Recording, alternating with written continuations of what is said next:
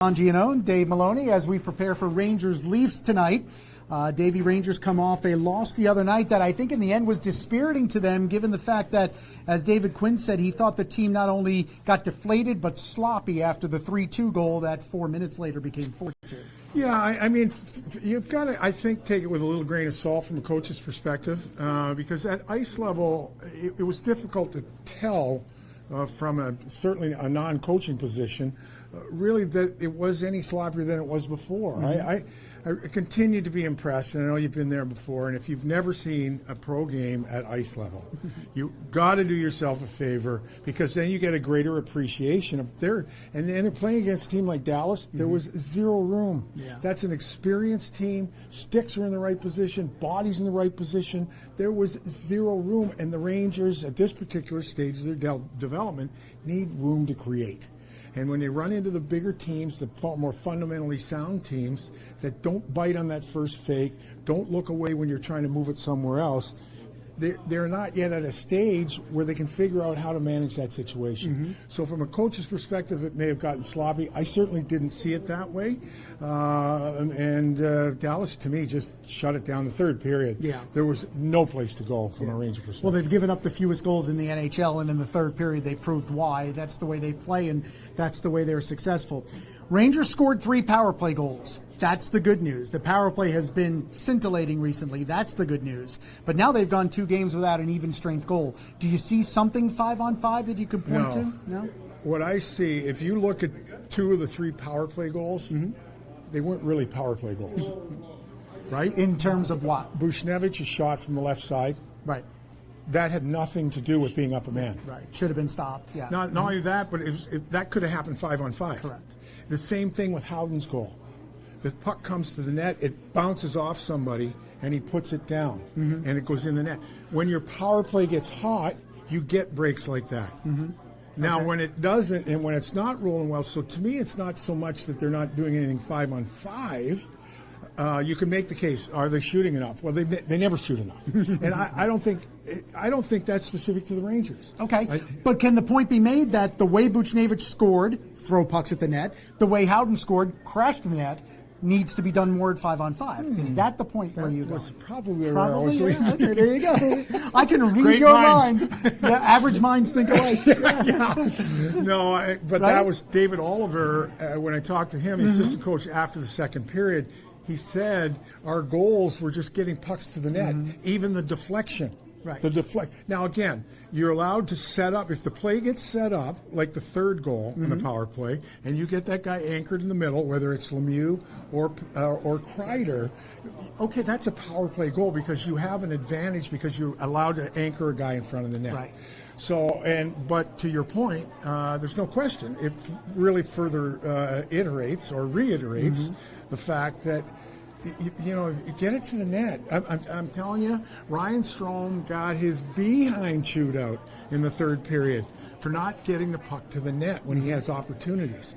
And I think now the game is so creative to a certain standpoint, but at the end of the day, that's where you want to get the puck.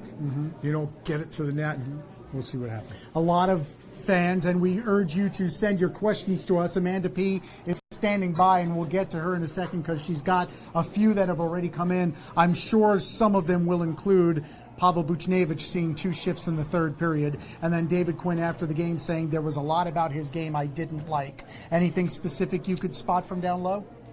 Not so much from down low, but I watched it again today, and I remember we ran a clip last spring of the difference between Pavel Buchnevich at the start of the season and the end, and how committed he was to making a play in all 3 zones. There were 3 times in the first 2 periods where that puck, it was one at the blue line, one on the inside. It was a soft play and then a turnaway. A soft play and a turnaway is not going to work with David Quinn. Right. It's not. Right. And you can say what you like about, has he scored goals? Yes. But at the end of the day, you watch Boston and St. Louis play in the Stanley Cup Finals a year ago. Go back to 2014. How many guys turn away? Nobody. Now again, the circumstances are different because you're playing because you're either win or you're out. But mentality is mentality. Totally. Right. Yeah. Totally. So, with all due respect to Buchnevich's offensive abilities and whatever relationship he has with the coach, now some guys are going to get more rope. Other guys aren't, and that's a personality matchup. Can't speak to that. But I'm telling you, it was glaring when you watch it again at what you have to do, particularly if you're a talented player. Because you have more of an onus and a responsibility to set the table right. And I think that's where Pavel gets in trouble. Excellent point. All right, Amanda P., what do you got? So we have Jack on YouTube. Jack on YouTube, all right. How do you think Igor will match up against the Leafs? The Igor matchup, Igor Shesterkin starts in goal. It'll be his 5th NHL game, 3-1 so far. A little surprised that it's not Georgiev, who has played exceedingly well against Toronto. I guess. I mean, I was asked that question earlier today. We have heard instances where the goaltender is playing because of his past with the team that he's matched up against, and Alex has certainly been good against Detroit or against Toronto. They gave up 5 in Toronto. This is the second skilled team that Shesterkin will see in his career. The first one was Colorado, and I think it may require a little more athleticism from the goalie, perhaps. I'm not sure that at the end of the day it isn't. We've talked about how they're going to use Shesterkin down. I would be shocked if he doesn't get more of the time than not. So other than that, sure. Given some of the rhetoric we've heard before on goalies' use, it's a little bit surprising, but you're coming back with a guy that's been pretty good too. We know the stated goal and the stated motivation has been from many Rangers the playoff chase. They went into the break 11 back. They won 2 games in a row in little more than 24 hours. They lose 1. They're 11 back again. Does that get deflating? Does that kind of play on your motivational thought process at all? I certainly don't get the sense of that. Again, during my generation, you weren't nearly exposed to the scrutiny that you are now. We talk about our little thing here. This never happened when we were playing, right? And with the media and the different sports shows and the NHL Network, there's all this more heightened awareness. So I can't really speak to how this generation comprehends the noise. But I listen to Zibanejad, you listen to Stahl, you listen to guys, and they're still slugging it out. Talked to Tony DeAngelo yesterday. That's still, at least for public consumption, that is still a motivating factor, and they're not going to die till they're dead. So, and again, and like a lot of things, until you're actually in the room, can you speak verbatim for what's going on there? No, I can't. But you can get a sense, and you've been around to know that too. You can get a sense. Yeah, absolutely. All right, Amanda, another one? I think I ask you this question at least once a week. Paul on Facebook wants to know. And Paul does, yes, go ahead. What would it take for Capo to get his offensive production up? It is definitely more noticeable. So you'd have to think time. I mean, everybody always says it's only a matter of time. So do we assume time is the He's doing a lot more of the things that give him a chance since the break. He talked about he went back to Finland for 6 days, spent time with family and friends. And you know what? At 18, those are important things. He's been over here on his own. And it always, you have to think, too, Capo doesn't sit in the room going, boy, I hope I go another night without scoring. Well, that'd be awesome. If he does, he shouldn't be here. He wouldn't be here. Yeah. So the thing is, I think he seems to be moving the puck a little more quickly, not kind of overhandling it before that window closes. So he's going to have plenty of goals over his career, and this is a career that's in the very, very early stages of infancy. He's fine. He's just fine. You get him. He may move up in the lineup tonight, depending on who's in and who's not in. But I've certainly, as most have liked what we've seen since the break. We expect Chris Kreider tonight. I know David Quinn will speak at about 6 o'clock, so maybe in about 10 or 12 minutes. We expect Chris tonight? Yeah, I'll do. And the thing with, and we can assume that it's an upper body injury. As up as you can get.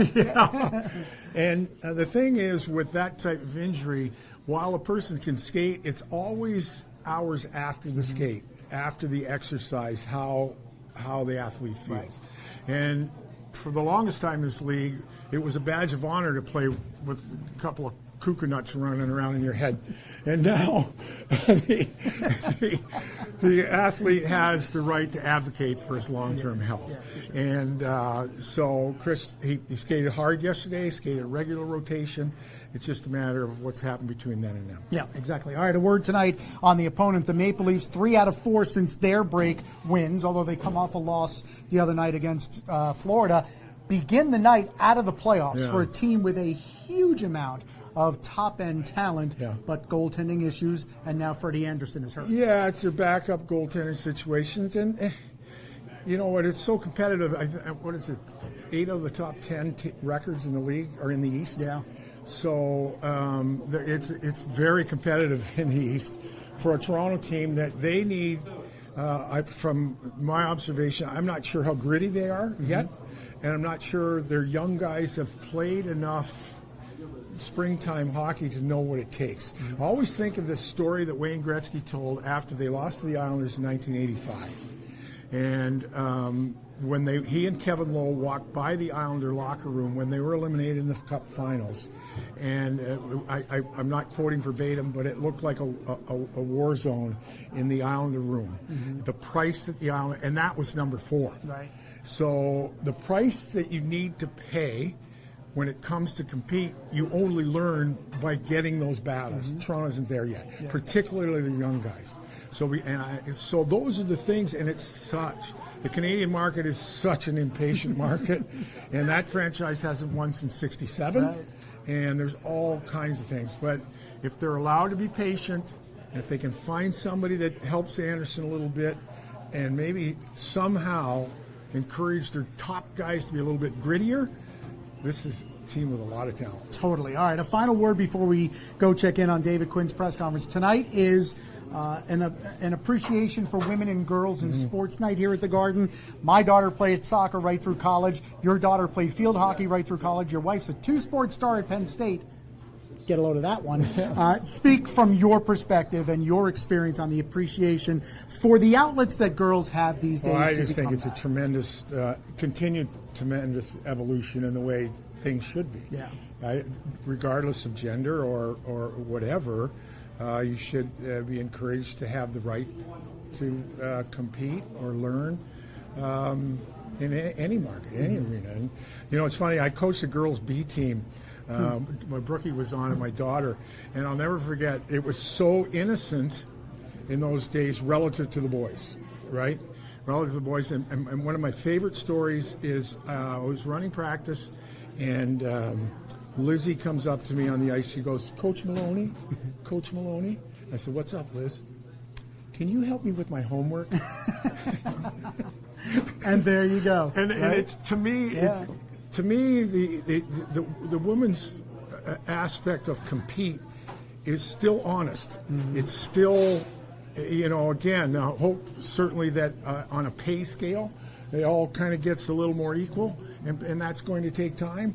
But I'll tell you, the way they compete, there's no bigger competitor than my wife or my daughter. So it's not gender specific, and you know what, girls, keep it going. Absolutely. And my advice would be, if you have a girl, get her involved in whatever sport she wants to play. Let her play it, because you will never regret A, watching her, and B, watching how much she enjoys playing. And that's certainly my experience. Awesome stuff. And on that note, we'll say goodbye for this edition of Bleeding Blue Shirts. We'll see you again here on Friday when the Rangers take on the Sabres. Thanks, guys.